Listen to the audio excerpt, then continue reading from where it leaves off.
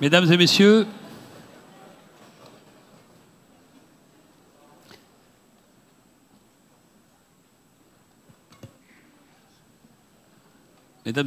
votre nombre et la difficulté que vous avez à vous asseoir montrent que vous avez compris que cette séquence n'est pas tout à fait une séquence comme les autres. Et c'est vrai. Autour de ces panels, de nombreux experts viennent présenter leurs analyses. Mais aujourd'hui, pour ce panel-ci, non seulement on a des experts chacun dans leur domaine, mais on a aussi des gens en responsabilité.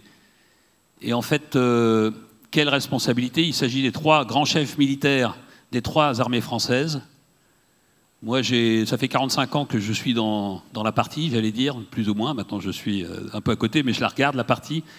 Je crois, de mémoire, je n'ai jamais vu 3 chefs d'état-major des 3 armées françaises sur le même panel pour échanger, pour parler de leurs préoccupations. Je ne l'ai jamais vu. Généralement, quand ils sont rapprochés, c'est qu'il y a un ministre devant eux et qu'ils sont là pour montrer qu'ils sont derrière leur ministre et en solidarité. Et là... Il y a peut-être des ministres, mais ils ne le savent pas encore. On le saura peut-être. Mais, bon, donc là, vous avez, mais faut-il les présenter, le chef d'état-major de l'armée de terre, le général Pierre Schill, le chef d'état-major de la marine, l'amiral Nicolas Vaujour, et le chef d'état-major de l'armée de l'air et de l'espace, le général Jérôme Bélanger. Je crois que depuis les guerres de décolonisation, et peut-être même depuis la Deuxième Guerre mondiale, on n'a pas vu une période où il y a les enjeux de préparation au combat, à la guerre, soient aussi intenses qu'actuellement. Et c'est aussi, je pense, pour ça que vous êtes aussi nombreux et que ces 3 chefs d'état-major ont accepté très facilement, mais ils ont accepté, et je pense que le fait qu'ils aient accepté aussi simplement, c'est qu'eux partagent cette analyse également. Et donc je ne vais pas prendre beaucoup de temps, parce que l'important c'est qu'eux s'expriment. Et la première question que je vais poser dans cet ordre, à chacun d'entre vous, c'est qu'est-ce qui fait la spécificité de votre armée dans cet nouvel environnement où à la fois il y a 2 choses, à la fois la guerre revient, et à la fois, elle change assez considérablement de nature au moins par rapport aux 40 dernières années. Mon général. Merci de me donner la parole en entrée. Et, premièrement, revenir de mon point de vue sur le fait que, objectivement, c'est clair et c'est de plus en plus clair, nous sommes en train de vivre une bascule absolument majeure. Bascule géostratégique, bascule géopolitique, bascule de culture sociétale, sociale, technologique. Dans ce monde en bascule, il est absolument fondamental que nous réussissions à être suffisamment visionnaires pour nous adapter au monde qui vient. Mais dans ce moment de bascule, il y a aussi des éléments de continuité. Ces éléments de continuité, ce sont ceux de la stratégie de notre pays, il me semble. C'est cette idée historique de peser sur son destin, basée sur les 2 jambes de la souveraineté et de la capacité d'entraînement. Le président de la République a dit « France, puissance d'équilibre et d'entraînement ». L'armée, les armées, d'une manière générale, l'armée de terre française est chargée, dans ce moment, d'être au service de cette stratégie. Et le point d'application de cette stratégie aujourd'hui, c'est l'Europe. Alors, il y a une question de périmètre de l'Europe, je ne vais pas développer là-dessus, mais c'est la question, en quelque sorte, de Europe. Comment vas-tu peser sur ton destin à un moment où la force a jailli, vous l'avez redit, et où nous rentrons dans un monde des empires. Dans un monde des empires, il y a les vassaux et il y a les ennemis. Comment l'Europe arrive à s'installer dans ce rapport de force? Notre pays a la volonté, en gros, que l'Europe puisse également être souveraine et être puissance d'équilibre. Et les armées sont au service de cet objectif, et ça c'est une forme de continuité. Pour les armées, donc pour l'armée de terre française, ça signifie indépendance, souveraineté, capacité autonome d'action à minima, c'est l'aspect souveraineté, et puis capacité d'entraînement, ça veut dire nation cadre en coalition. Ça veut dire crédibilité, Crédibilité vis-à-vis des alliés, crédibilité vis-à-vis des adversaires, ça veut dire donner confiance, ça veut dire être craint, faire peur, ça veut dire détermination. L'armée de terre française, dans ce moment, comme elle l'a toujours fait, mais avec des modalités renouvelées, doit être en mesure d'exprimer la détermination de notre pays, c'est-à-dire la volonté, la capacité et l'endurance. Peut-être pour une grande déflagration, et j'espère que non, parce que notre objectif, c'est d'empêcher la montée aux extrêmes vers la déflagration majeure, et c'est donc d'être au rendez-vous de la détermination sur les tests, sur les événements périphériques pour le moment d'une déflagration majeure possible, mais l'avenir n'est pas écrit. Notre enjeu, c'est de peser pour empêcher que le pire n'arrive et construire cette route. Voilà donc, en un mot, je dirais détermination, crédibilité.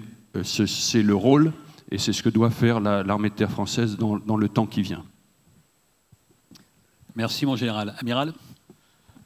Je ne sais pas si je vais rajouter des choses. Si, alors on va rajouter évidemment des choses, mais je suis vraiment en face. Vous remarquerez d'ailleurs probablement que on a une assez grande complicité tous les trois, parce qu'en fait on travaille vraiment main dans la main, parce qu'on est dans un moment effectivement qui nécessite que chacun, j'allais dire, prenne sa part et se coordonne avec les autres pour apporter la meilleure réponse possible de la France dans cet environnement qui est de fait en bascule. Quand je suis venu l'année dernière, ou voire l'année d'avant, je ne me souviens plus, j'avais dit qu'on était dans un transitoire et qu'on ne savait pas quel serait le point d'équilibre. Malheureusement, on est toujours dans le transitoire qui s'accélère et qui se renforce en termes de niveau de violence de ce que l'on peut observer, que ce soit à l'Est européen, que ce soit en mer, et sans trouver encore de point d'atterrissage. Et ça, c'est malgré tout quelque chose de relativement inquiétant. Dans ce nouveau paysage d'augmentation de la violence, et cette violence, on la voit absolument partout, la marine, j'allais dire, conforte, confirme son double ADN. La marine a deux ADN. Le premier, c'est la marine de guerre, c'est la marine puissance, c'est celle qui met en œuvre la dissuasion, qui a vraiment tout son intérêt aujourd'hui conforté, et la marine qui met en œuvre toutes les capacités d'intervention, des frégates, des sous-marins jusqu'au porte-avions, pour défendre nos intérêts au plus loin. Et ça, aujourd'hui, ces outils de puissance sont absolument nécessaires pour montrer la détermination de la France à peser sur les différentes crises qui existent aujourd'hui.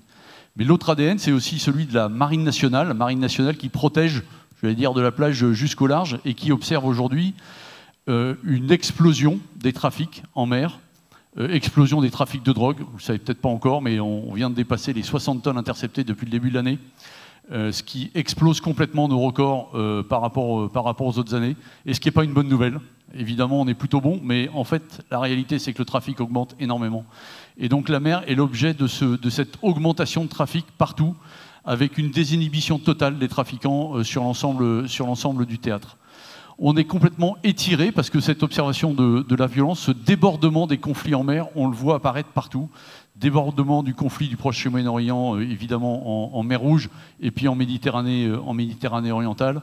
Débordement de l'Ukraine en mer Noire, mais également beaucoup de frictions en Baltique, contournement de la frange européenne par le Grand Nord et par l'Arctique jusque dans le nord de l'Atlantique. À chaque fois, la marine est engagée aux côtés des autres armées pour contenir ces débordements, les observer, faire pression de manière à faire diminuer le risque de dérapage un peu partout. Et ça, c'est véritablement quelque chose qui est observé au quotidien. La marine, pour répondre à tout ça, elle a un axe, 3 lignes d'opération, une marine forte de ses savoir-faire, respectée et rassembleuse de ses partenaires, et puis redoutée par ses adversaires. Ça rejoint assez proprement tout ce qu'a dit Pierre à l'instant. Les savoir-faire, aujourd'hui, ils se multiplient, parce qu'on voit exploser les drones, on voit exploser l'innovation, et donc tous les savoir-faire anciens sont confortés par l'ensemble des besoins qu'on a à mettre en œuvre sur les théâtres, mais tous les savoir-faire d'innovation sont à capitaliser extrêmement rapidement, ce qu'on voit en mer Rouge, ce qu'on voit en mer Noire.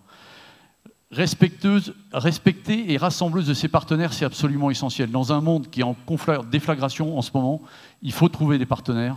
C'est avec eux qu'on peut comprendre les conflits, c'est avec eux qu'on peut durer en opération, c'est avec eux qu'on peut accéder sur l'ensemble des théâtres de crise.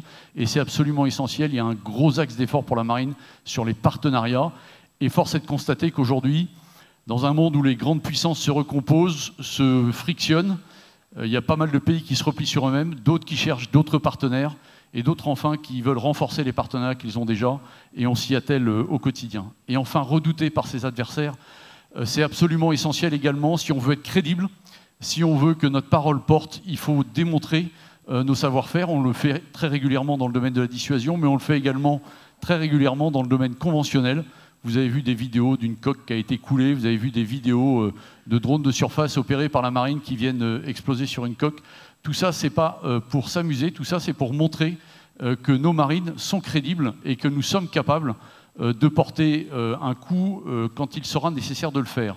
Et ça doit permettre de contenir un peu les débordements de puissance que l'on voit au quotidien.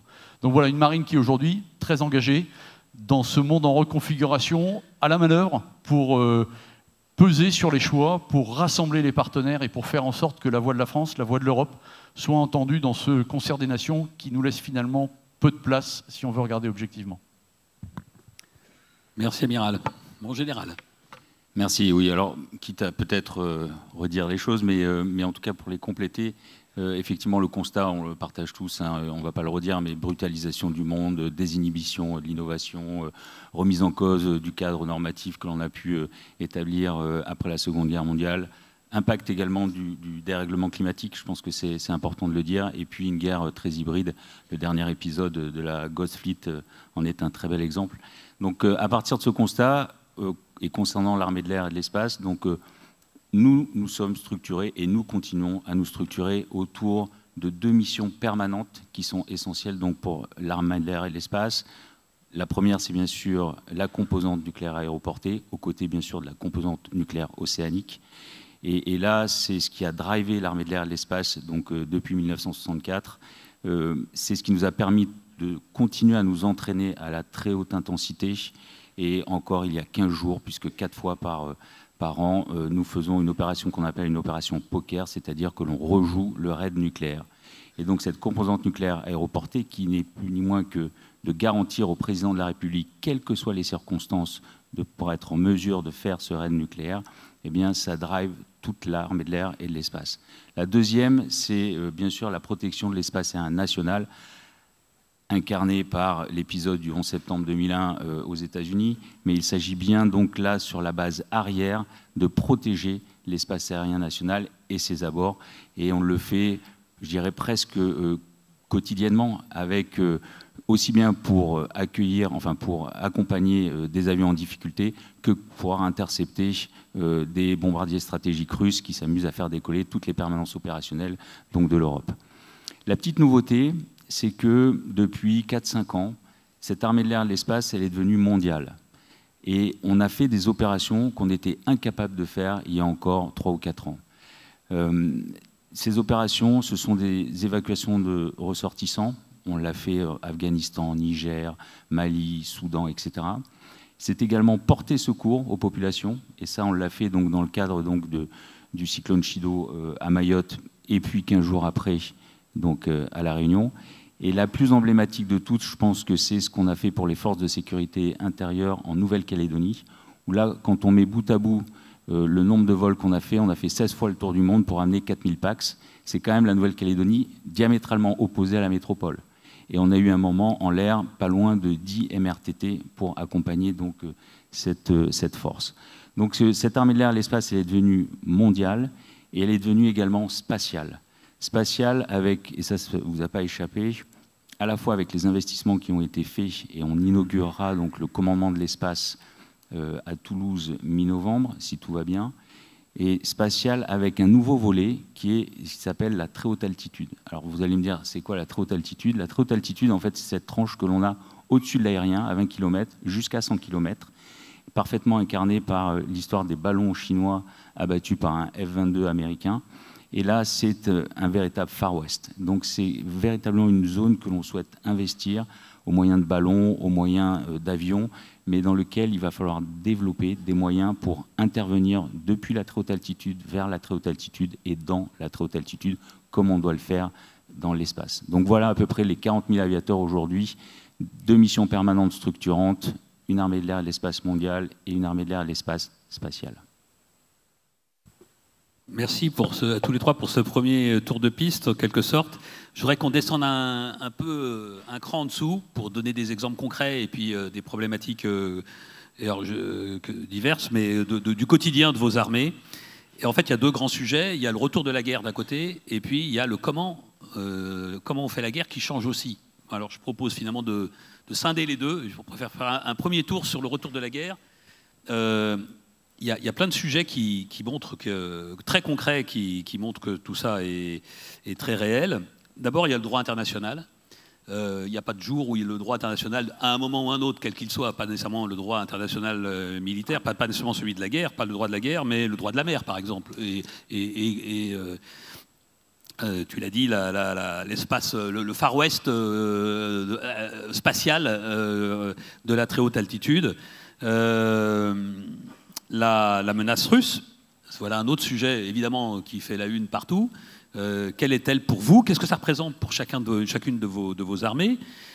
Les Outre-mer, la France, c'est le pays européen qui a de l'Outre-mer. Et donc c'est notre singularité stratégique en quelque sorte, et qui, dans ces temps de tension, nous singularise, et on se rend bien compte que c'est quand même plus compliqué d'aller protéger l'Outre-mer à des milliers de kilomètres de la métropole que de le faire que le territoire national hexagonal, plus exactement, puisque c'est le terme employé. Et pour revenir à l'Hexagone, les agressions sur l'Hexagone, sujet complètement inimaginable pendant des décennies, parce que d'abord personne ne pouvait techniquement le faire, ou très peu pouvaient le faire, et ceux qui pouvaient le faire étaient des grandes puissances avec lesquelles on avait un débat de dissuasion nucléaire, en quelque sorte. Donc ils étaient dans un jeu qu'on connaissait et qu'on maîtrisait. Aujourd'hui, dans le chaos du monde qui se généralise, ce mouvement brownien généralisé, avec des acteurs qui ont maintenant des capacités de frappe beaucoup plus importantes qu'avant, est-ce qu'il y a un sujet pour vous, pour chacune de vos armées, sur la protection du théâtre national et comment vous voyez l'implication de vos armées là-dedans? Il y en a certainement plein d'autres. Toujours pour le retour de la guerre, derrière tout ça, il y a la question de la dissuasion, qui était quand même pendant très longtemps un peu, pas l'alpha et l'oméga, mais un gros alpha de notre sécurité nationale. Aujourd'hui, avec cette prolifération des actions, des acteurs et des moyens d'action contre nous, on a le sentiment que le contournement par le bas, en quelque sorte, c'est quelque chose qui peut être de plus en plus une réalité.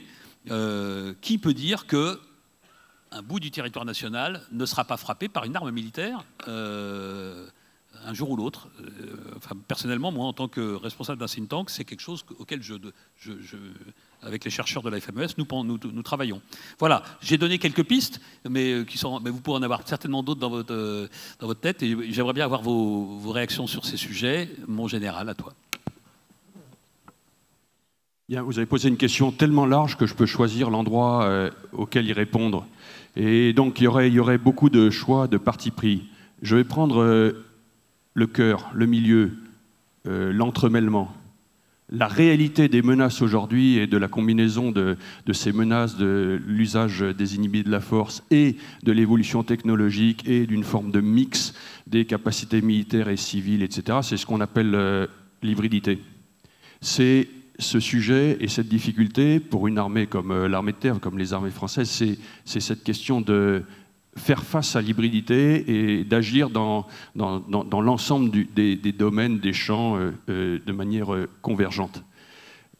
L'hybridité, on peut la décrire de différentes façons. C'est d'abord un de ses effets, c'est de considérer qu'aujourd'hui, notre analyse, c'est qu'il y a plus de paix et de crise ou de guerre, mais plutôt une superposition des compétitions, contestations, affrontements. C'est une des analyses qu'on a de manière assez classique.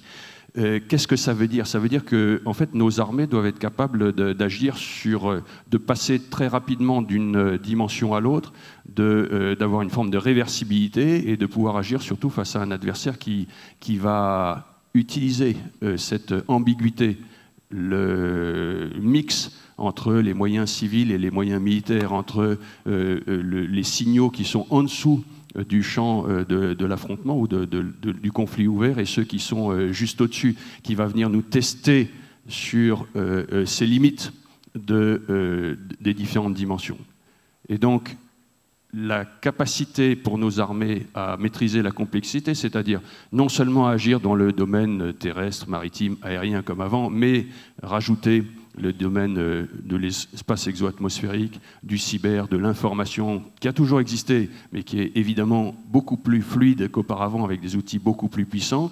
Et parce que nous avons des outils de commandement beaucoup plus puissants également, comment, au lieu de coordonner tout ça, on arrive à combiner les effets pour démultiplier notre puissance? C'est un défi énorme. C'est un défi qui est à régler sur des questions d'outils de commandement, mais c'est un défi qui est à régler également par la formation des chefs, la capacité à décider dans l'incertitude, et puis comment bâtir notre armée. Est-ce qu'il faut bâtir une armée qui serait capable d'aller faire la grande guerre et une autre qui serait capable de la protection du territoire national métropolitain comme outre-mer, et puis une intermédiaire qui serait capable de faire face aux crises et aux engagements qu'on a connus au cours des 3 dernières décennies, qui sont en gros l'influence, la prévention dans un espace qui est entre l'Afrique, le Proche et Moyen-Orient, l'océan Indien et jusque dans le Pacifique. Ou est-ce qu'il faut avoir finalement une armée globale capable de faire face à toutes ces menaces? La question est difficile, et le sujet, et c'est la difficulté qui est la mienne, qui est la nôtre, je pense, au moment où nous sommes en train de vivre cette bascule, c'est d'arriver à décider ce qu'il faudra faire et la façon de construire cette armée qui vient. À ce stade, pour ce qui est de l'armée de terre française, on est resté dans la dimension de la polyvalence et des forces morales, de la cohésion générale de l'outil, parce que aujourd'hui, j'estime que c'est la façon la plus efficace et qui tient le plus compte de notre passé pour avoir un outil qui sera capable de s'adapter au monde qui vient, tout en étant prêt à y compris à une déflagration ce soir, plutôt que de spécialiser différentes parties de l'armée de terre. Est-ce que c'est la bonne réponse? Je ne sais pas. En tout cas, ce qui est absolument nécessaire, c'est de regarder les conflits qui se déroulent sous nos yeux pour essayer de percer ce brouillard et de répondre à cette question.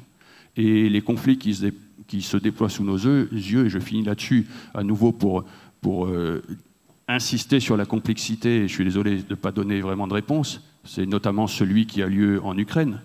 Il fait coexister les aspects les plus archaïques du combat, la tranchée, la boue, la peur, les pieds de tranchée, c'est-à-dire les pieds pourris par l'eau et l'humidité, la peur, la bataille pièce par pièce, les tirs d'artillerie, avec une explosion technologique et d'emploi des outils purement militaires ou civils employés à des fins militaires, absolument extraordinaire, de la connectivité, du numérique, du drone qui est en train d'exploser sous nos yeux, comme au cours de la Première Guerre mondiale. On dit classiquement qu'entre 1914 et 1918, il y a eu plus d'évolution dans la technologie et dans la tactique militaire que dans le siècle qui a précédé.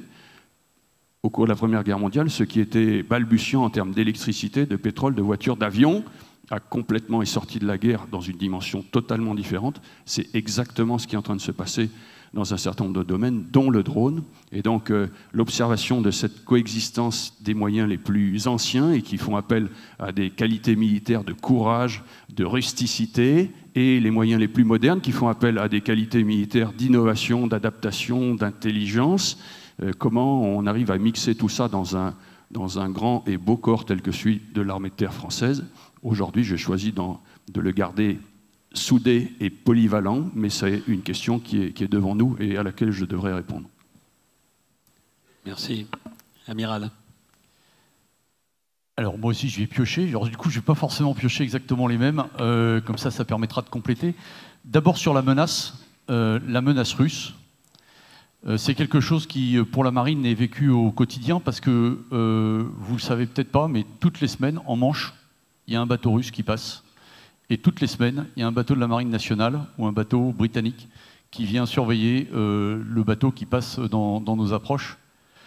En Atlantique Nord, on rencontre plus que régulièrement les sous-marins. En Baltique, évidemment, où on est déployé avec l'OTAN, on rencontre les Russes au quotidien, que ce soit des avions qui viennent nous chatouiller, que ce soit des bateaux qui viennent éclairer conduite de tir, nos avions de patrouille maritime, vous en faites l'écho régulièrement dans la presse.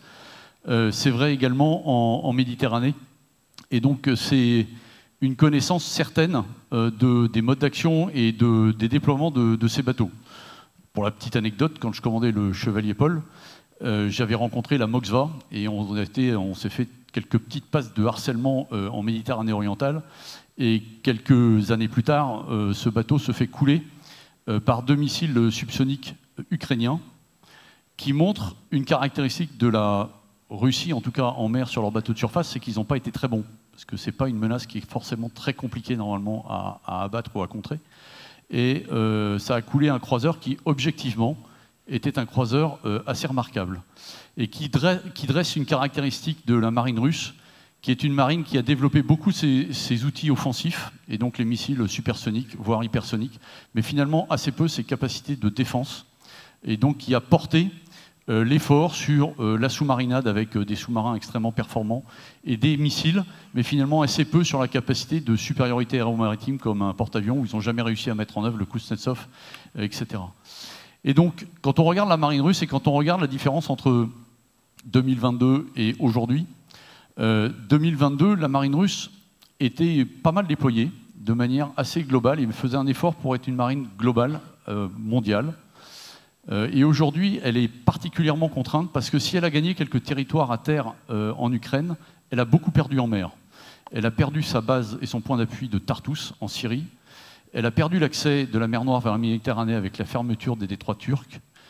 Elle est contrainte de passer dans un lac otanien en Baltique depuis que la Suède et la Finlande ont rejoint l'OTAN. Et la Baltique, c'est 30% de l'import-export russe en termes de commerce et c'est 80% de l'export de pétrole qui fournit 40% de l'effort de guerre aujourd'hui. Donc elle est quand même dans une situation où je ne serais pas très à l'aise si mes flux commerciaux qui apportent la plupart du cash pour mon effort de guerre passaient finalement dans un territoire que je ne maîtrise pas complètement. Et enfin, il reste Mourmansk dans le Grand Nord comme accès, mais un accès dont on le sait en Arctique, qui est loin d'être évident et qui n'est pas véritablement un hub logistique. Donc en fait, la marine russe se retrouve embêtée et particulièrement contrainte aujourd'hui dans sa manœuvre. Et donc c'est quelque chose qui est assez intéressant où finalement nous, France, nous, Européens, nous, OTAN, on est capable de déployer les outils qui permettent de contenir tout ça et de faire pression au bon endroit.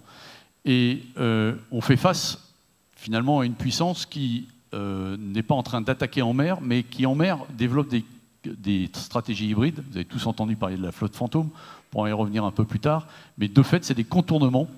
C'est des contournements qui sont menés au quotidien, contournements du droit international, de façon à maintenir l'effort de guerre qu'ils ont en ce moment. Tout ça, ça veut dire que l'effort de protection de nos approches a augmenté de manière assez considérable. Il y a 5 ans, 10 ans, quand on n'aurait jamais dit qu'on allait mettre des frégates à aller escorter des bateaux russes en Manche le long de nos côtes, etc. C'est le cas aujourd'hui. C'est le cas aujourd'hui. Dans nos outre-mer, on n'est pas forcément challengé aujourd'hui par les grandes puissances, mais de fait, on s'interroge. Est-ce que nos hubs, les bateaux qu'on a déployés, frégates de surveillance, patrouilleurs, avions de surveillance maritime, sont entre guillemets des moyens de deuxième rang et pas de premier rang?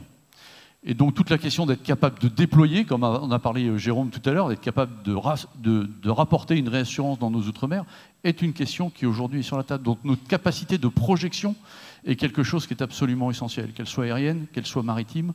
Comment on est prêt à faire ça? Et plus personne ne dit aujourd'hui que quelqu'un qui irait titiller nos outre-mer, c'est impensable.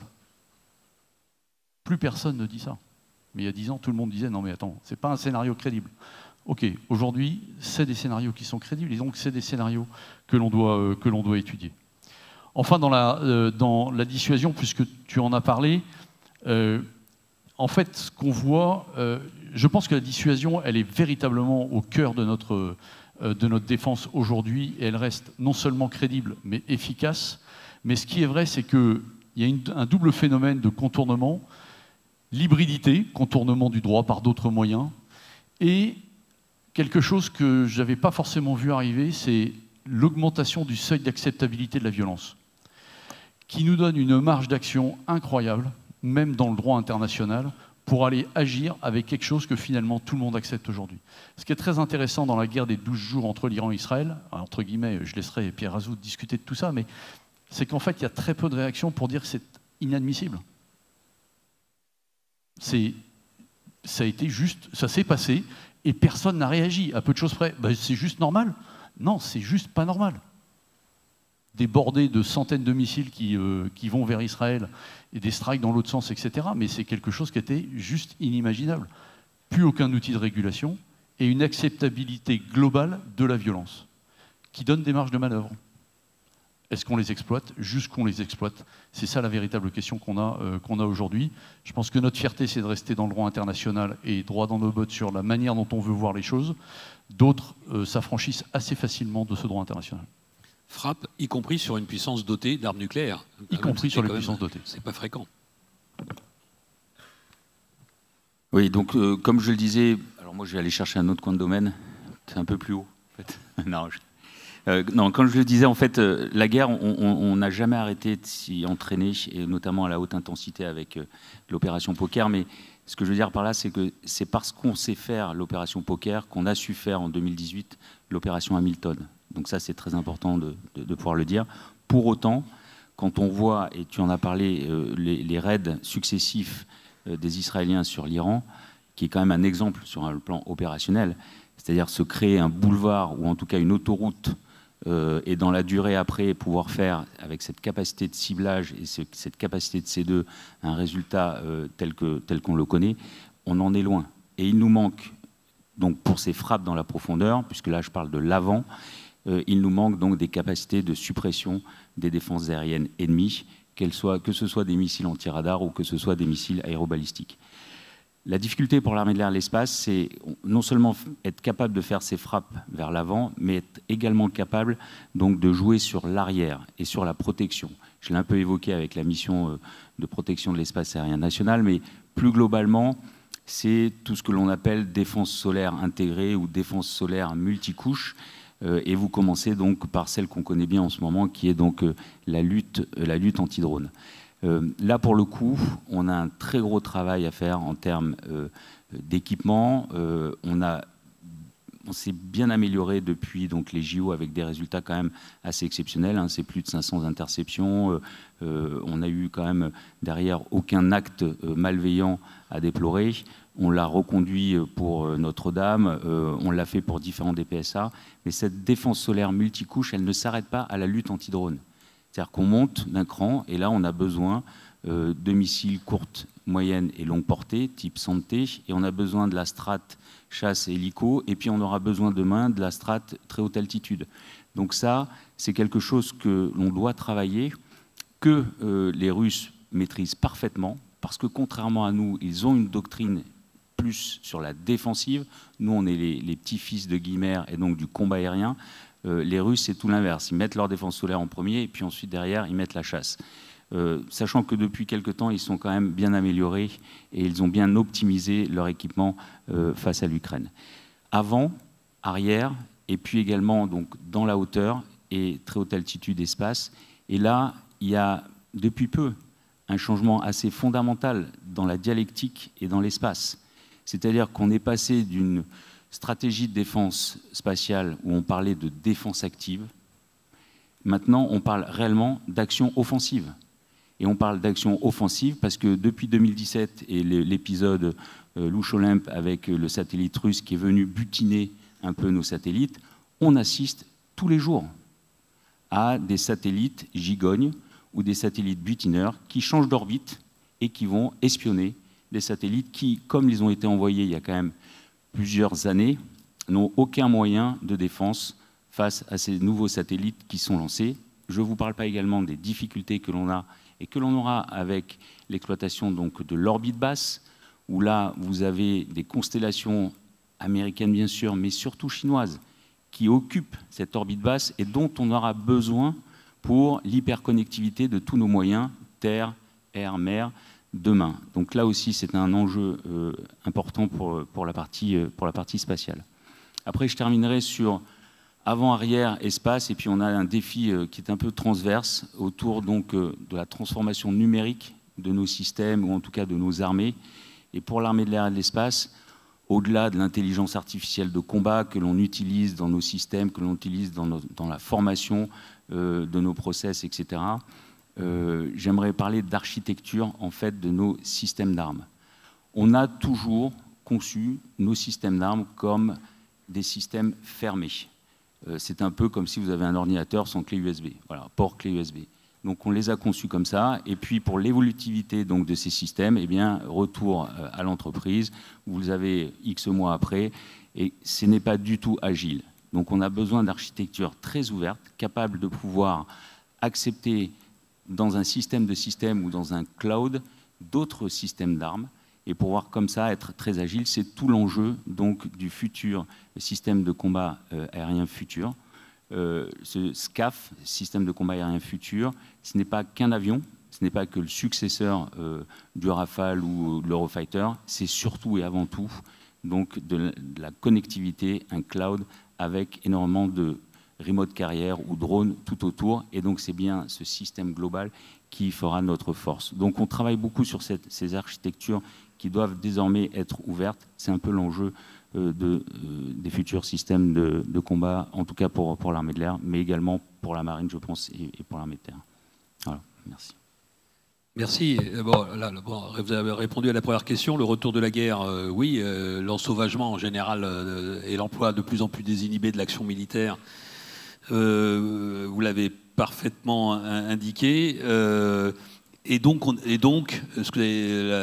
temps de paix, on vit en temps de paix, et en même temps il y a la guerre, il y a des actions de guerre, et donc on a bien dans le trinôme, le trièdre, ou je ne sais pas comment on dit, compétition, contestation et confrontation de temps en temps avec les mêmes gens avec qui on est en compétition, voire en dialogue pour d'autres sujets. Et ce mélange des genres rend évidemment le boulot des armées particulièrement compliqué. Un dernier angle que je voudrais voir avec vous, et il y a des sujets que vous avez déjà un peu effleurés, mais ça va permettre de les préciser, avant que de passer la parole à la salle. Et je vous rappelle que vous posez les questions par Slido en scannant le QR code que vous avez un peu partout dans la salle. C'est sur les modalités, donc les changements des modalités de la guerre. Alors là, on l'avait déjà un peu évoqué par certains aspects, mais donc il y en a évidemment plein, dont ceux que vous avez déjà dit, mais moi, il y a clairement le numérique et l'IA. Donc, à la fois la robotisation et en même temps l'intelligence artificielle, une forme de déshumanisation de la guerre, en tout cas, d'une certaine forme d'automatisation de l'emploi de la force contre peut-être des robots. Alors là, robot contre robot, l'affaire est assez simple, mais robots contre hommes, ça devient différent. Ça pose des tas de questions que vous avez évidemment que vous avez en tête avec vos troupes. L'hybridité, vous en avez beaucoup parlé, mais cette conjonction des actions civiles et militaires, faire la guerre d'un côté et avoir des bombes informationnelles en même temps, à la fois sur l'arrière, mais également sur vos troupes, comment on se prépare à ça? Qu'est-ce que ça veut dire pour vous?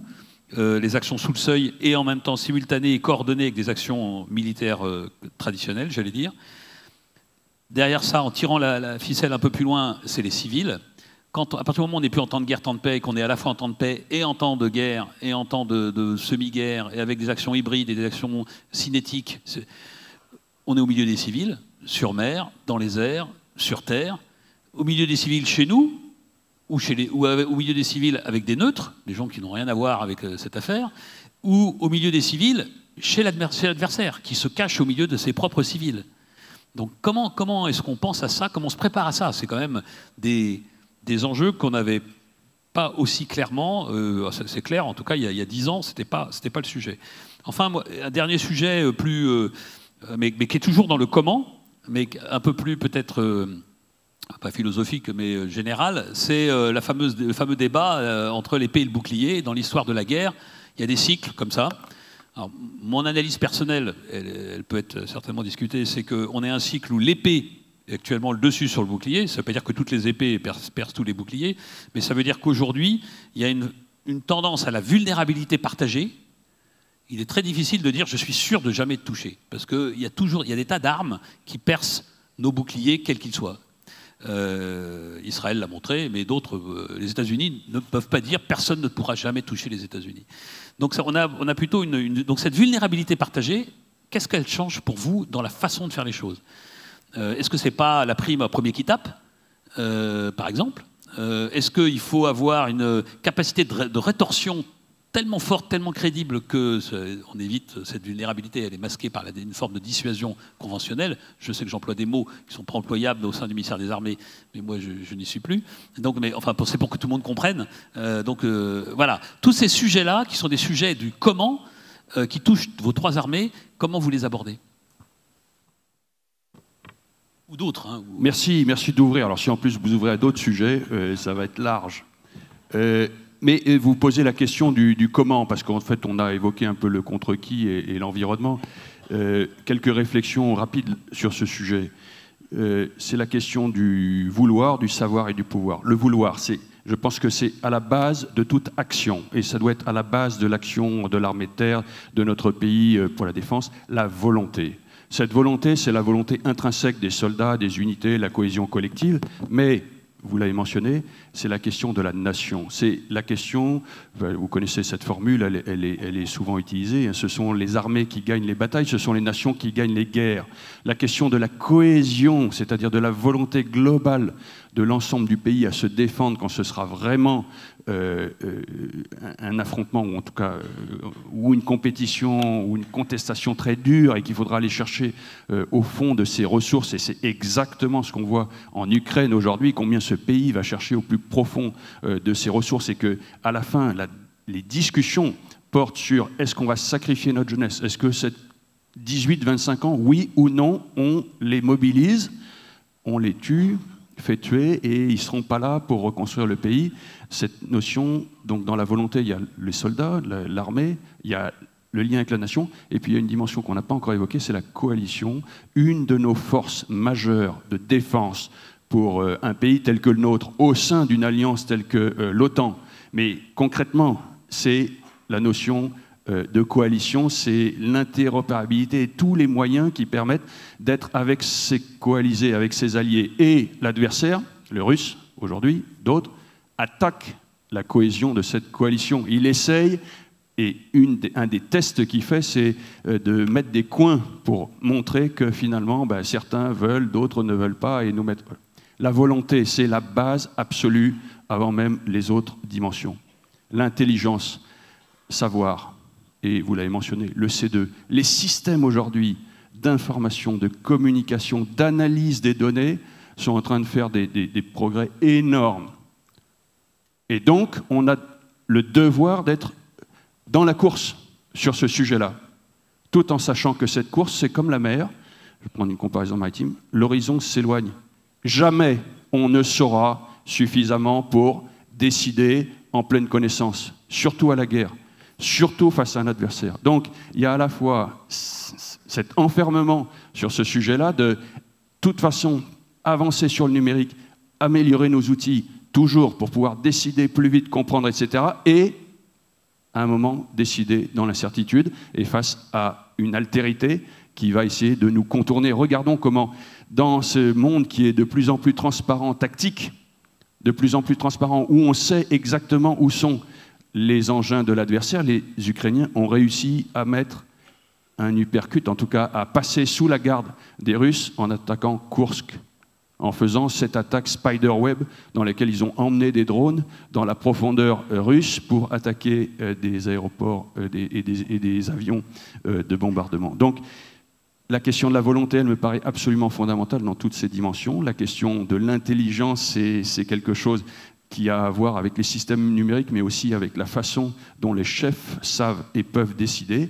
Et il y a pouvoir, il y a ce qu'on est capable de faire. Et là, j'en viens à la cuirasse et au glaive. Je ne sais pas si l'un l'emporte sur l'autre, mais dans ce que nous apprenons du conflit ukrainien, on se dit très bien quelles sont les capacités qu'il faudrait améliorer, les capacités de commandement, j'en ai déjà parlé, de renseignement pour justement avoir cette transparence du champ de bataille, les moyens de la létalité et puis les moyens de protection parce que l'adversaire va avoir les moyens de létalité. S'il y a un effort à faire, de mon point de vue, et c'est celui qu'on est en train de faire aujourd'hui, c'est la létalité. Il faut pouvoir frapper. La meilleure défense, c'est l'attaque. Si nous sommes uniquement sur la défensive, et c'est un peu ce que nous faisons, nous, occidentaux, en considérant que, bon, on va bloquer les coups de poing de l'adversaire, on va mettre un mur de drones, etc., on est condamné à l'échec. Il y a la question de l'attaque. Et toute une partie de la protection ne va servir qu'à protéger les lanceurs qui permettront, une fois qu'on a pris une gauche, d'envoyer une droite. Alors, c'est la guerre de cette question du glaive et du bouclier. Donc je ne réponds pas définitivement sur le fait que, à mon avis, aujourd'hui, le glaive l'emporte sur la cuirasse. Mais ce qui est certain, c'est que les glaives, en tout cas des couteaux, même si ce n'est pas le glaive définitif, sont tellement puissants que c'est ça qui est probablement aujourd'hui le point sur lequel il est plus important de mettre l'effort. Et notre glaive ultime, c'est notre dissuasion nucléaire. L'adversaire sait que jamais il arrivera à abattre notre glaive et que ce glaive est finalement la réponse ultime. Bon, comment, dans les niveaux inférieurs, tactiques, etc., ou opératifs, on a cette même démarche de pouvoir de toute façon frapper et de protéger nos capacités de létalité. S'il y avait un effort à faire aujourd'hui, je le mettrais là-dessus. Ce qui reprend un peu l'idée de la vulnérabilité partagée. Donc pour moi, Alors j'ai fixé 2 priorités à la Marine nationale cette année. C'est la létalité au premier coup et c'est la supériorité informationnelle. Ça rejoint quand même pas mal la question que tu as posée. Létalité au premier coup parce que je suis en phase sur le fait que probablement ça sera le premier qui tire qui aura un peu raison. Quand même, il y a une espèce de fulgurance aujourd'hui dans le combat quand on va basculer dans le combat qui fera qu'il y a besoin d'être particulièrement prêt à ça. Et la supériorité informationnelle, ça rejoint... Alors la létalité, pardon, au premier coup, c'est de la létalité, évidemment, avec des armes que j'appelle vulgairement des fois les armes de décision, c'est-à-dire les armes qui pénètrent, les missiles de croisière, les missiles anti-navires, les missiles de défense aérienne, etc. Mais il y a aussi les armes d'usure, c'est-à-dire celles qui vont être capables de fatiguer l'adversaire et qui ne sont pas forcément des systèmes dans lesquels on a beaucoup investi. C'est les drones, évidemment, tous ceux que l'on voit aujourd'hui en Ukraine, qui sont des systèmes d'armes low cost, mais particulièrement abrasifs pour l'ennemi. Comment on réinvestit ce champ-là? Et c'est véritablement quelque chose que l'on continue à faire et à développer, et où on s'adapte extrêmement vite aujourd'hui en tirant toutes les leçons, à la fois de ce qu'on vit en mer Rouge, en protection contre les attaques des Houthis, et ce que l'on observe en mer Noire en Ukraine. Ce que je trouve intéressant dans la supériorité informationnelle, c'est qu'on a une explosion de l'information, pas toujours vrai, il faut savoir faire le tri, il faut savoir la collecter, il faut savoir l'étudier, il faut savoir trouver la bonne information. Et ce qui m'importe, c'est de comprendre ce qui est en train de se passer avant l'adversaire pour pouvoir décider à temps. Il ne s'agit pas d'être le super grand maître du monde, ce n'est pas la question, on n'y arrivera jamais. Mais il s'agit d'aller comprendre avant l'autre, de manière à avoir le temps d'avance qui va permettre de gagner, avec notre létalité au premier coup, de gagner la bataille quand elle sera délivrée et quand elle aura lieu. Et ça, pour moi, c'est véritablement important. Donc, c'est des outils d'intelligence artificielle. On a commencé à mettre des data hubs sur les bateaux, à collecter l'information, à s'adjoindre les compétences de data scientist pour faire un peu d'algorithmie et améliorer l'outil tel qu'il est. On ne va pas transformer notre outil au claquement de doigts, ça n'existe pas. En revanche, à partir de nos bateaux tels qu'ils existent, comment on upgrade avec cette intelligence artificielle pour améliorer notre capacité de réponse dans l'ensemble des champs. Ça, c'est particulièrement important. Je reviens maintenant sur ce que tu as dit sur civil-militaire. Je pense que c'est assez intéressant quand on regarde la manière dont les grandes puissances jouent leur copie aujourd'hui dans le monde. Ceux qui se débrouillent le mieux, c'est ceux qui ont tous les leviers de la puissance dans la même main. Le levier militaire, le levier financier, le levier légal, le levier économique, etc. Et on voit que le président Trump, par exemple, il va taxer plus tel pays que tel autre parce que ça correspond à une rétorsion vis-à-vis d'un autre domaine dans lequel il n'est pas très content, et ainsi de suite. Et en fait, c'est un peu comme ça. Quels sont nous, et c'est comme ça qu'il faut s'interroger, est-ce que nous, France, est-ce que nous, Europe, on est capable de synchroniser les différents leviers de pouvoir que l'on a aujourd'hui, de puissance que l'on a, que ce soit la puissance militaire, la puissance cinétique tout de suite, que ce soit la puissance économique, que ce soit d'autres puissances démographiques. On peut en mettre fiscal, légal, etc. Comment on synchronise et on utilise tous ces leviers de la puissance? Ça, je pense que c'est un vrai débat qu'on doit avoir. Nos systèmes, notre système est des fois perfectible dans ce domaine-là, notre capacité à synchroniser l'ensemble des leviers de puissance. Lorsque l'Europe comprendra qu'elle a énormément de leviers de puissance et qu'elle s'intéressera à la synchronisation de ces leviers, on sera vraiment une puissance qui compte. Aujourd'hui, on est trop dispersé dans cette capacité à synchroniser l'action civile, l'action militaire, l'action légale, l'action financière. Comment on fait peser une contrainte sur l'adversaire? Il ne faut pas se limiter uniquement à la question du cinétique. C'est évidemment une des réponses, bien sûr, mais ce n'est pas la seule. Je reviens enfin sur épée bouclier. Je trouve que la mer Noire, le théâtre de la mer Noire, est assez intéressant dans le domaine maritime. Ça a d'abord été une marine sans marine qui a repoussé une marine, dite de premier rang.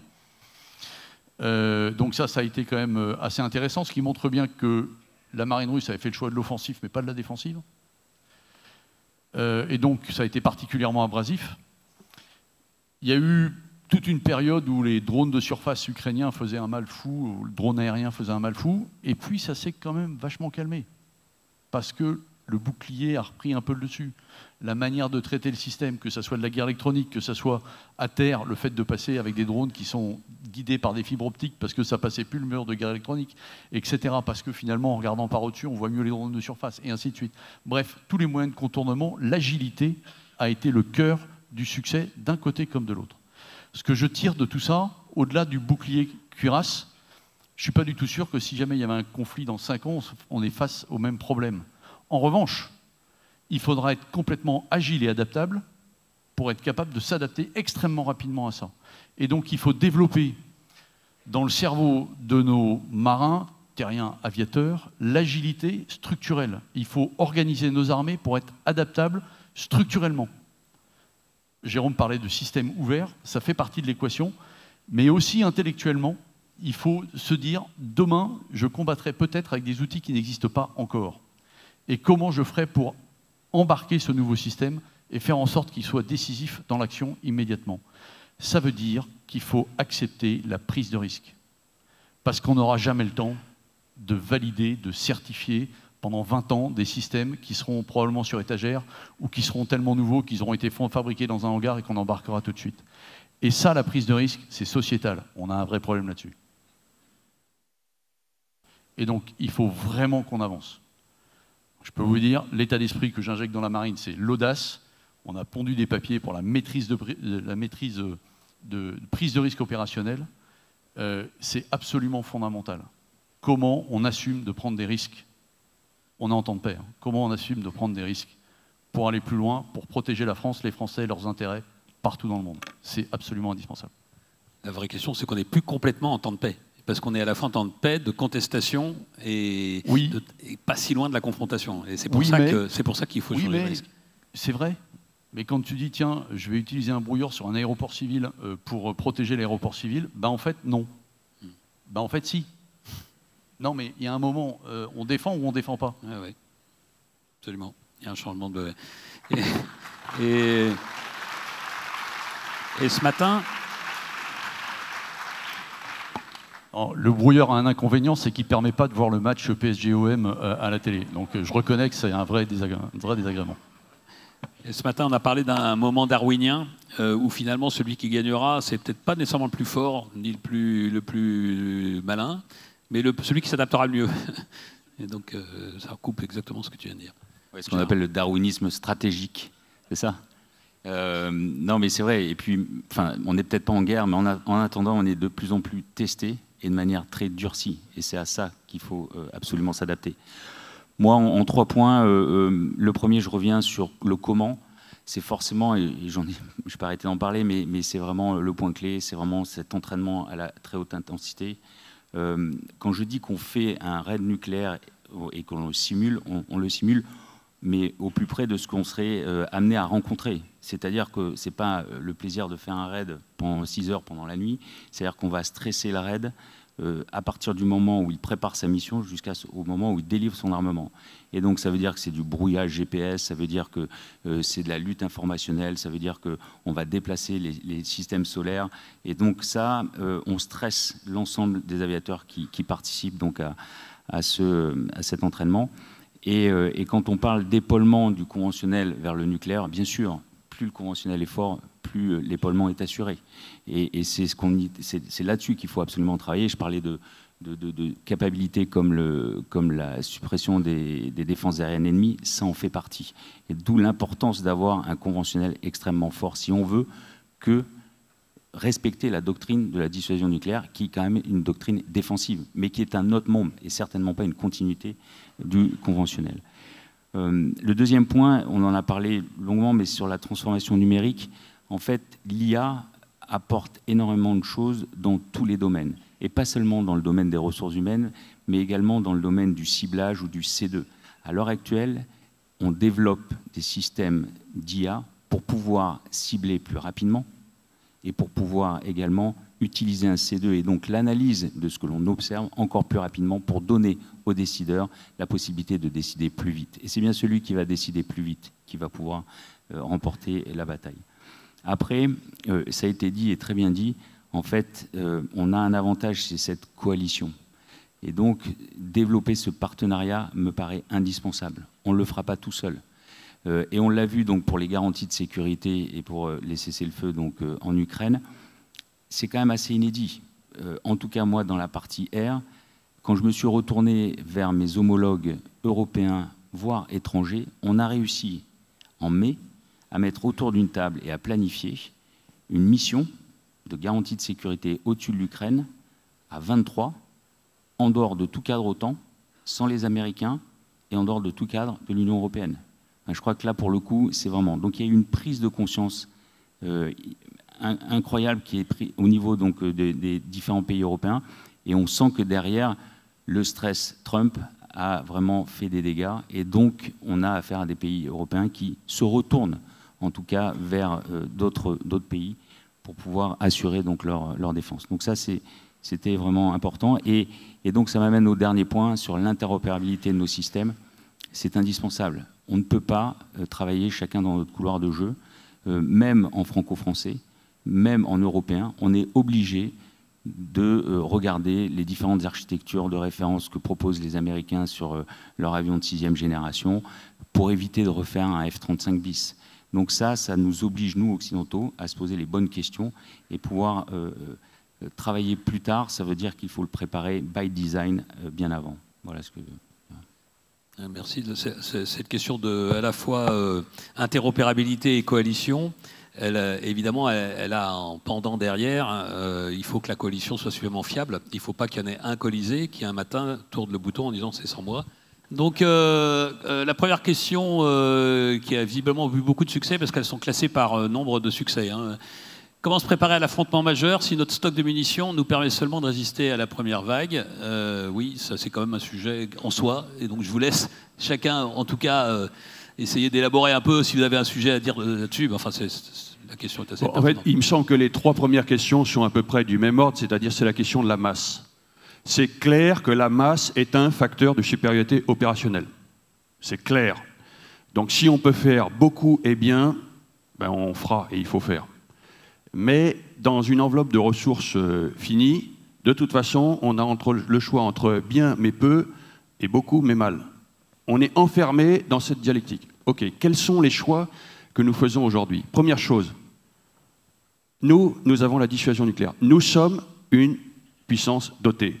Donc à la fin, quand ce sera la question des intérêts vitaux, et c'est le président de la République de définir ça, eh ben, c'est la dissuasion nucléaire. Donc nous ne sommes pas la Pologne, parce qu'on n'est pas au premier rang de la frontière à l'Est, on est au bout de la péninsule, et deux, nous sommes une puissance nucléaire dotée. Donc, déjà, il y a cette réalité fondamentale. Donc, nous n'avons pas à être dans une débauche de masse énorme jusqu'à protéger nos intérêts vitaux. Deux, nous sommes dans une coalition. C'est l'OTAN qui se défend face à la Russie, pour parler de la Russie. Et tout le monde connaît cette plaisanterie, alors je n'ai pas les chiffres exacts, hein, mais pourquoi une nation de 350 millions d'habitants devrait-elle défendre un ensemble de 450 millions d'habitants opposé à un ennemi d'une centaine de millions qui n'arrive pas à faire la peau à 30 millions? Donc il y a une question. Mais nous sommes forts. Nous avons les moyens. Quand on compare le PIB par rapport à la Russie, etc. Maintenant, la Russie, c'est vrai qu'aujourd'hui, ils perdent 1500 hommes par jour, tués et blessés. Ils sont en train de faire une démonstration de leur détermination qui est celle à laquelle on aura à s'opposer. Donc, comment nous, notre coalition globale, avec l'ensemble de nos forces, des aspects extrêmement puissants, nous sommes une coalition nucléaire, d'aviation, etc. Dans l'ensemble de ces moyens, nous arrivons à décourager, à faire en sorte que si on revenait au 1er février 2022, Poutine se dit non, vaut mieux pas. C'est ça l'enjeu. Et ça, c'est à nouveau dans une dialectique, celle de si tu veux la paix, prépare la guerre. Il faut que nous soyons forts. Bon. Donc la question de la masse, oui, si on pouvait avoir de la masse, il faut de la masse. Mais et concrètement, vous l'avez dit au tout début, je suis en position de décider, donc non seulement de réfléchir, mais de proposer des solutions. Ma solution, aujourd'hui, compte tenu de notre passé, compte tenu de ces réalités, c'est un modèle complet, même s'il est plutôt ténu. Parce que je veux avoir la souveraineté, être capable de faire un certain nombre de choses seul, et je veux avoir cette capacité de nation-cadre et d'entraînement. Et il n'empêche que c'est clair qu'aujourd'hui, si on me donne 1 million d'euros supplémentaires, 10 millions d'euros supplémentaires, c'est les munitions qu'il faut que j'achète de façon à ce que ce que j'ai, ce soit capable de tirer encore plus longtemps. Parce que cette guerre de haute intensité, en tout cas à laquelle on doit être prêt, eh bien c'est une question d'usure, de mobilisation de l'ensemble de la nation, de l'économie de guerre, etc. Non, moi je ne dis pas qu'on a les munitions uniquement pour la première vague, ça ne veut pas dire grand-chose. Maintenant, évidemment, les questions de stock de munitions sont des questions très, très secrètes. Il y a ce qu'on a en stock et puis il y a ce qui est fabriqué. Aujourd'hui, par exemple, je vais prendre la munition typique pour l'armée de terre, c'est l'obus d'artillerie, les obus de 155 mm. Aujourd'hui, compte tenu de l'accélération de l'industrie, en France sont fabriqués des dizaines de milliers d'obus d'artillerie. Aujourd'hui, ils vont vers l'Ukraine. Demain, il y a un problème, je les récupère. Et donc, je suis évidemment extrêmement attentif à ces questions de munitions, mais notamment sur ce type de munitions, j'ai non seulement déjà du stock, mais j'ai aussi des potentialités de production dans notre pays. Le M2MC, je pense, voilà, la question, c'est un peu ma réponse à la masse. Et il y a une des dimensions de la masse, ce sont les hommes et les femmes. Et donc, la question des réserves, elle est absolument fondamentale pour notre pays. Vous savez que dans la loi de prévention militaire qui est la nôtre aujourd'hui, il y a donc la loi de prévention militaire 2024-2030, il y a la notion de doublement des réservistes. Pour l'armée de terre, nous avions 24 000 réservistes en 2024, nous en aurons 50 000 en 2030. C'est exactement une des solutions pour avoir la masse sans qu'elle soit en permanence dans les rangs. C'est une masse mobilisable. D'autre part, ces réserves, c'est aussi une des solutions pour l'évolution démographique parce qu'aujourd'hui, nous sommes sur un point haut en termes de classe d'âge à 20 ans, 850 000 en France, mais qui va s'écrouler au cours des prochaines années. Dans 5 ans, nous aurons 100 000 jeunes en moins qu'aujourd'hui dans une classe d'âge. Et donc, mon recrutement, je le fais correctement aujourd'hui. L'armée de terre est le premier recruteur public, 15 500 recrutements par an. On le fait. On a nos effectifs, on est une des rares armées européennes à avoir nos effectifs, mais peut-être que dans quelques années, ce sera encore plus compliqué, et surtout si l'environnement économique s'améliore, ce que je souhaite pour notre pays. Et donc, la réserve, au-delà de pouvoir permettre la masse au moment du combat et de la grande mobilisation, c'est aussi une des parts de la solution de cette démographie de l'armée de terre. Et puis, c'est aussi une des façons pour des Français qui ne veulent pas être des militaires à temps plein de venir passer un temps, de contribuer à la défense de leur pays, et ça contribue à l'esprit de défense au sens large, et donc à l'expression de la détermination de la nation face à cette menace majeure. Je vais juste rebondir. En fait, pour les munitions, parce que c'est un sujet, je pense, qui est commun à l'ensemble des armées, et probablement des armées occidentales, On passe d'une logique de stock à une logique de flux, ce qui est totalement différent en fait, et c'est pas le même outil industriel. C'est-à-dire qu'on avait un système qui permettait de remplir ce que j'appelle mes casiers à bouteilles sur les bateaux, et puis qui attendait un petit peu, alors que là on demande finalement à l'industriel de se transformer pour être capable de produire finalement en flux continu et d'abonder nos stocks de munitions.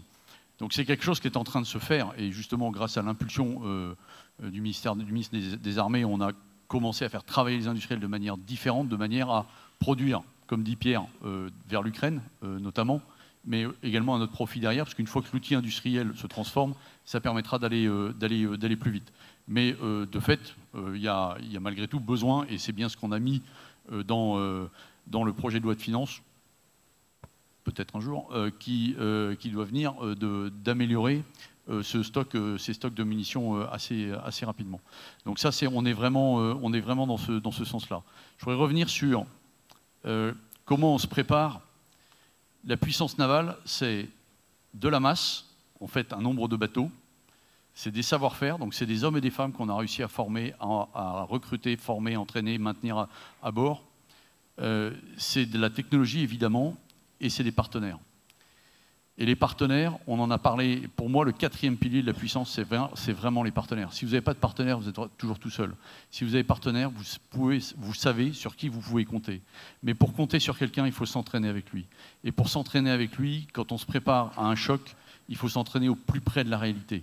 Et ça fait 3 ans maintenant que la marine a développé des exercices free play, sans règles. La seule règle, c'est qu'il n'y a pas de règles. Et seul le meilleur gagne. C'est un peu Highlander dans les époques pour les vieux comme moi, là. Mais grosso modo, c'est vraiment extrêmement performant plutôt que d'avoir des normes trop précises de où est-ce qu'on veut atteindre, quel niveau on veut atteindre. On confronte, on l'avait fait avec les Italiens il y a 1 an et demi. C'était grosso modo la moitié de la Méditerranée pour le Cavour, l'autre moitié pour le Charles de Gaulle. Et puis, fight is on, on y va, on se met dessus et on voit qui gagne. Cette année, on l'a fait en Bretagne. On a demandé à une force de l'OTAN de venir attaquer notre force amphibie qui venait faire une opération. C'est extrêmement pertinent. On est au plus près de la réalité.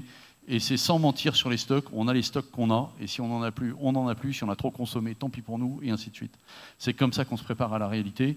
Et pour faire face non seulement à la première vague, mais faire face aux suivantes. Et c'est comme ça qu'on développe le ravitaillement en munitions à la mer avec nos nouveaux bâtiments ravitailleurs de force. Comment on fait en sorte de garantir le flux permanent qui sera nécessaire pour contenir tout ça.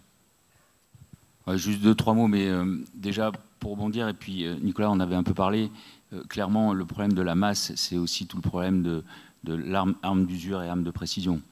Quand on a du Mika qui dépasse le 1 million d'euros pour abattre un Shahed qui en fait peut-être 50 000, forcément c'est problématique, et en tout cas on ne s'inscrit vraiment pas dans la durée. Le deuxième point, c'est que l'intelligence artificielle encore réconcilie la masse avec la technologie. Et ça, c'est important. Et nous, là, pour le coup, pour la puissance militaire aérospatiale, tout l'enjeu, c'est de l'en mettre dans le C2. Et ce C2 que l'on veut à la fois spatial, et ce sera tout l'enjeu du commandement de l'espace, encore une fois, mi-novembre, à la fois donc dans l'aérien, et quand je dis l'aérien, c'est aussi bien le conventionnel que le nucléaire, et également dans le territorial. Et ces 4 C2 doivent se parler entre eux avec de l'IA pour bien gérer correctement cette masse qui est extrêmement importante. Alors, il y avait toute une série de questions sur le vouloir, sur la société civile, mais également la guerre psychologique dans les armées. Moi, je pense que c'est un vrai sujet, puisqu'on a en face de nous des gens qui sont experts dans la manipulation de l'information, on a des populations qui sont ultra connectées, et donc ultra ouvertes, et donc ultra vulnérables.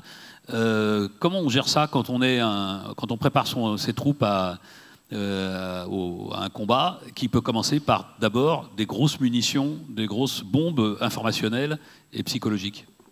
Alors, c'est la surprise. Moi, je me préparais à répondre à la guerre psychologique parce qu'elle était en tête, elle vient de passer en deuxième. Bon, j'y réponds quand même, et peut-être le lien. C'est intéressant, mais là, ma réponse est d'abord technique.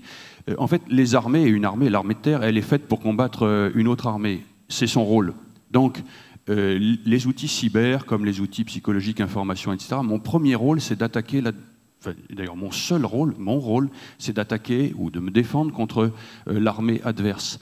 Et donc, parfois, il peut y avoir une confusion. Je le mentionne dans le cyber comme dans la guerre psychologique ou l'information. Mon rôle, c'est pas d'attaquer l'opinion publique ou de protéger l'opinion publique française. Ça, c'est un rôle interministériel. Et c'est pour ça que, par exemple, sur le cyber, c'est à l'ANSSI de protéger les systèmes informatiques, etc., et à chaque employé ou entité. Les armées doivent, dans ces dimensions qui sont des dimensions de guerre, qui sont donc des dimensions dans lesquelles il y a de l'attaque, il y a de la défense, il y a du renseignement, comme dans tout domaine, c'est bien sur ces domaines-là que nous devons être concentrés. Une fois que j'ai dit ça sur la guerre psychologique, qu'on pourrait appeler l'information, elle a existé de toute éternité. Qu'est-ce qui change actuellement? C'est la fluidité de cet espace, c'est-à-dire c'est un espace qui est extrêmement ouvert, dans lesquels les échanges sont extrêmement rapides et dans lesquels il y a des outils qui apparaissent. Donc c'est en fait un espace qui s'ouvre encore plus à l'action humaine qu'au préalable, qui va jusqu'au cœur des sociétés, et un espace qui est ouvert à l'action humaine, il est ouvert à la guerre. Et donc la première question de la guerre psychologique ou de la guerre de l'information pour une armée, pour nos armées, c'est comment je me défends contre l'attaque informationnelle de l'adversaire qui m'attaque, et comment je l'attaque, etc. Et l'attaquer, c'est l'impressionner, c'est le tromper. C'est donc les manœuvres de diversion, de cacher ce que je suis, ce que je fais. Mais c'est aussi de l'attaquer très concrètement en disant que le commandant de la division adverse est un salopard qui en fait se met de l'argent plein les poches, qu'il ne faut pas lui faire confiance, messieurs les soldats, les ordres qu'ils sont en train de vous donner sont les faux, etc. Et on en revient au glaive et au bouclier, ce que l'autre fait également. Or, l'autre, aujourd'hui, les règles, les limites, le mensonge, la différence entre la vérité et le mensonge, il en fait fi, parce que justement, il essaye d'attaquer sur ces intervalles. Et donc, pour le faire rapidement, c'est clairement un espace de combat qui vient baigner l'ensemble des autres dimensions, qui est absolument primordial aujourd'hui, avec donc des unités qui se mettent en place, des modalités qui sont créées. Nous sommes en train de créer des unités d'influence ou d'information, de lutte informationnelle, informationnelle, cyber, etc., d'unités qui sont capables de créer, de mettre en place des leurres sur le terrain pour faire croire qu'on va dans telle ou telle direction, pour figurer des postes de commandement avec des émissions, etc. Mais en premier lieu, c'est ce que je voulais dire au fond, dans cette question d'attaque défense face à une force armée. Alors maintenant, comme ce champ informationnel il est tellement fluide, et ben des fois il déborde du domaine purement militaire et il va dans un domaine plus public et d'opinion publique, etc. Et donc toute la question, c'est comment il y a un contrôle politique dans des nations qui sont les nôtres, dans lesquelles on n'accepte pas de faire n'importe quoi, parce que c'est aussi toute cette loi, toute cette sédimentation du droit que nous avons établi, c'est aussi notre lot faire, c'est aussi notre force, et que donc aller à l'encontre de cette légitimité ou de cette légalité dans le domaine de l'information aussi, ce serait un peu scier la branche sur laquelle nous sommes assis, sans être naïfs sur ce qu'on peut faire. Et on a aussi des services, des services au sens services secrets, qui, eux, peuvent faire des actions qui dépassent celles que peuvent faire les armées. Juste pour éclairer, je suis pas mal en phase avec tout ce que tu as dit. Je pense que on a eu un exemple assez intéressant entre la plus grande bataille, qui n'est pas maritime mais aérienne, entre le Pakistan et l'Inde récemment. Dans le domaine informationnel, je pense qu'on sait qui a été le vainqueur. Dans le domaine réel, c'est beaucoup moins sûr. Mais ce qui est sûr, c'est que le Pakistan, ils avaient préparé une manœuvre derrière informationnelle pour dire on a gagné. Et ils ont tellement inondé que finalement, ça a posé plein de questions et tout le monde s'est posé la question, est-ce qu'ils ont vraiment gagné? C'est vraiment intéressant. Et donc, du coup, nous, comment on doit tirer le retour d'expérience de ça?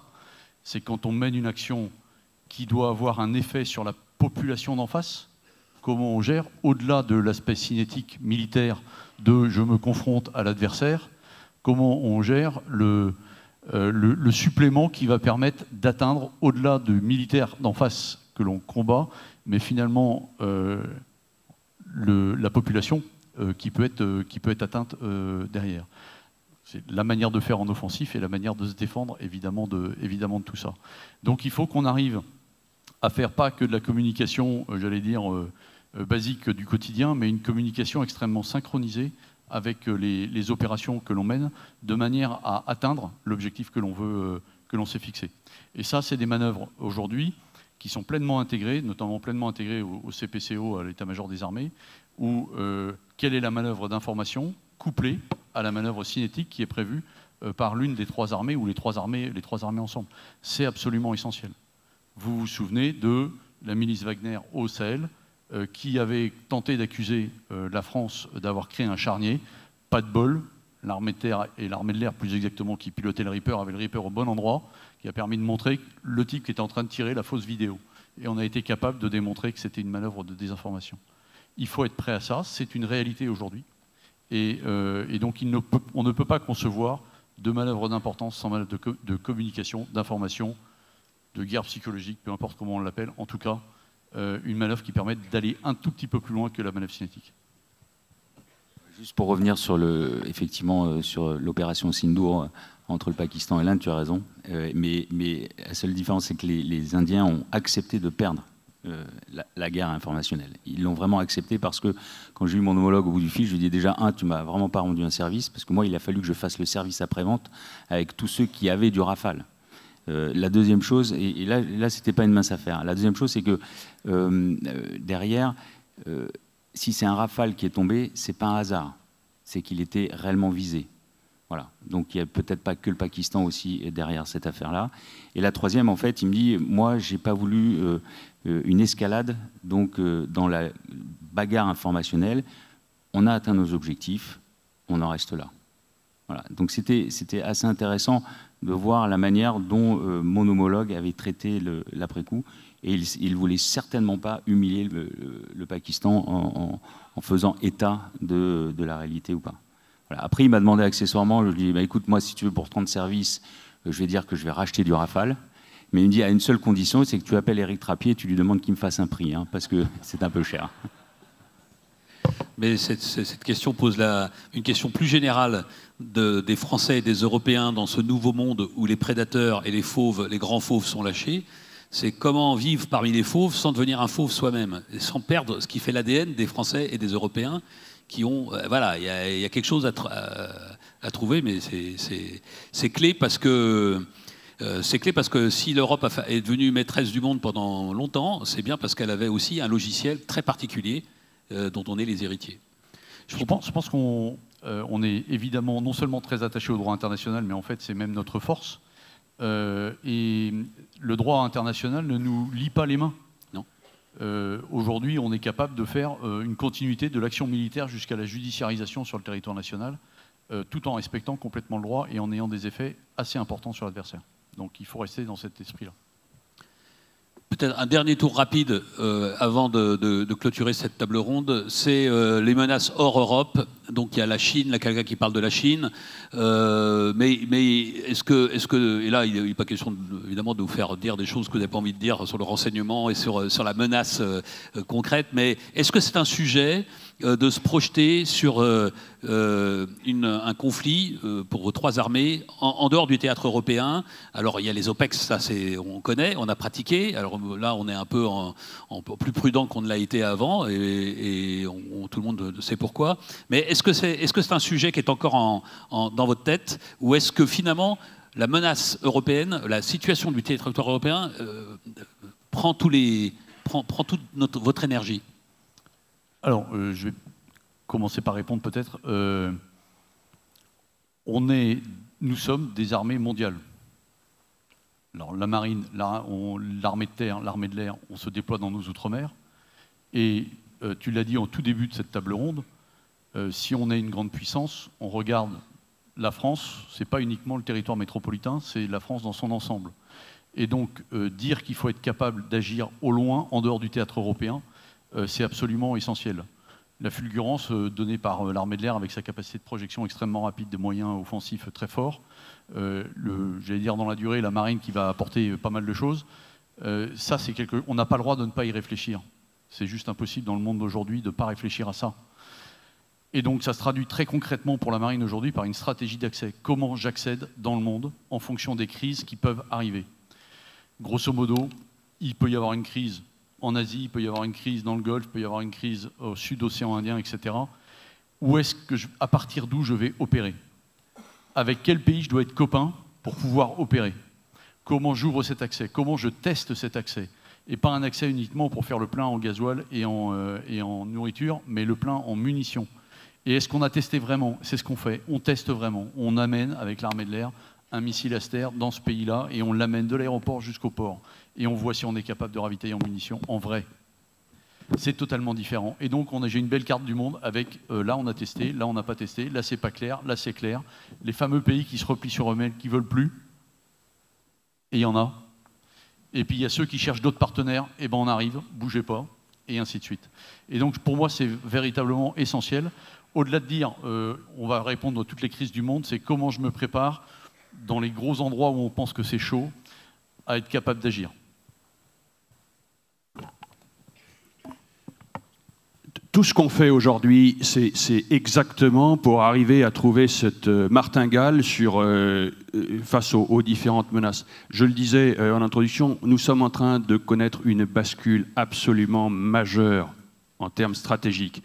Dans cette bascule, pour ce qui est de l'armée de terre, il y a un théâtre qui apparaît, qui est plus urgent que les autres et qu'il ne l'était avant, qui est celui qui va nous toiser, c'est-à-dire celui qui va imposer notre format et guider notre action. C'est celui de la solidarité stratégique au sein de l'Alliance dans laquelle nous avons donné notre parole et notre signature que si l'un des membres de l'Alliance était attaqué, les autres le défendraient. Et puis nous sommes aussi liés à un certain nombre d'autres États par des accords de défense. Ça, c'est clairement la priorité. Et quand on est en priorité, quand on est focalisé, eh bien, c'est clair qu'on doit en rabattre par ailleurs. Mais, il n'empêche, et Nicolas l'a dit, nous sommes membres permanents du Conseil de sécurité des Nations Unies, nous sommes un État global, nous sommes un État de l'ensemble du monde, ne serait-ce que par les départements et les territoires d'outre-mer,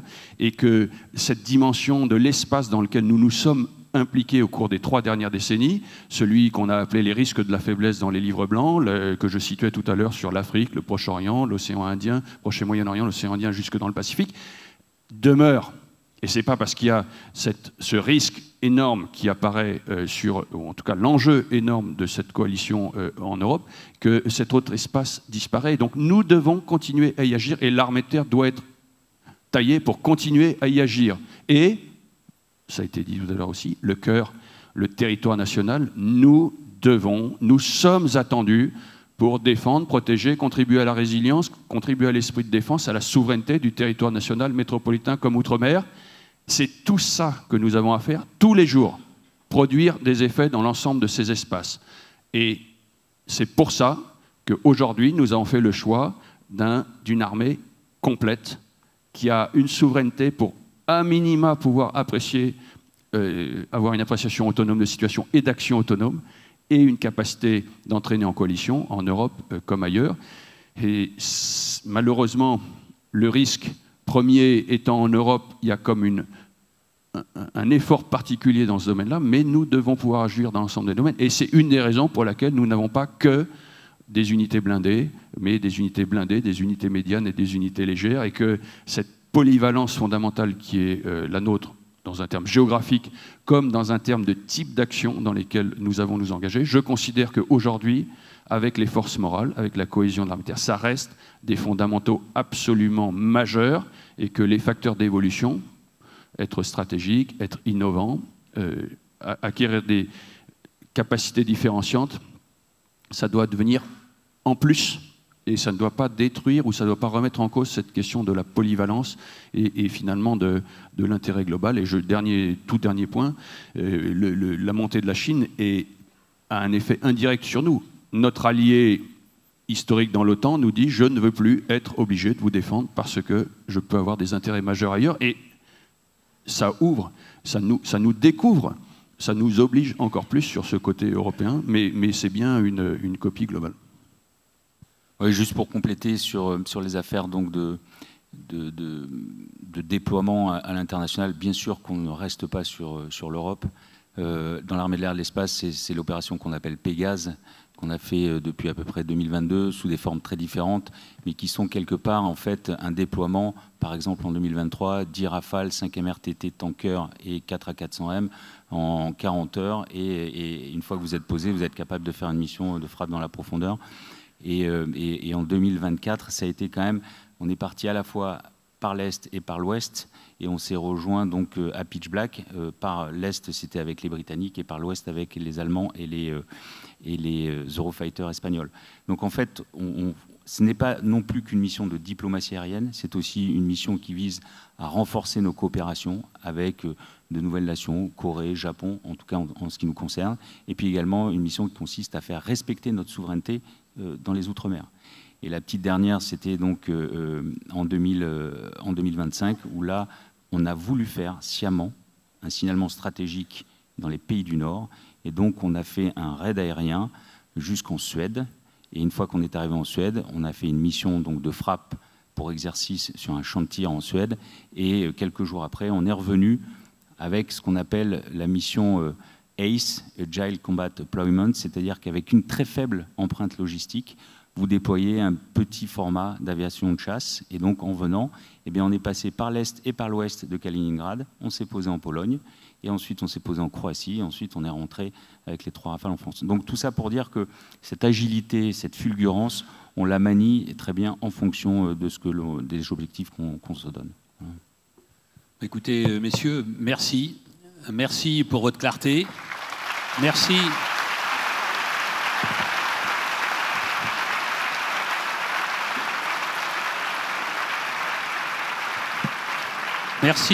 Merci pour votre franchise, merci pour votre honnêteté intellectuelle. Je sens que le public a parfaitement compris qu'ils avaient assisté à un échange assez exceptionnel. Et moi, personnellement, en tant que vieux militaire, ça me réjouit et ça me rassure terriblement. Merci encore, bonne soirée à tous.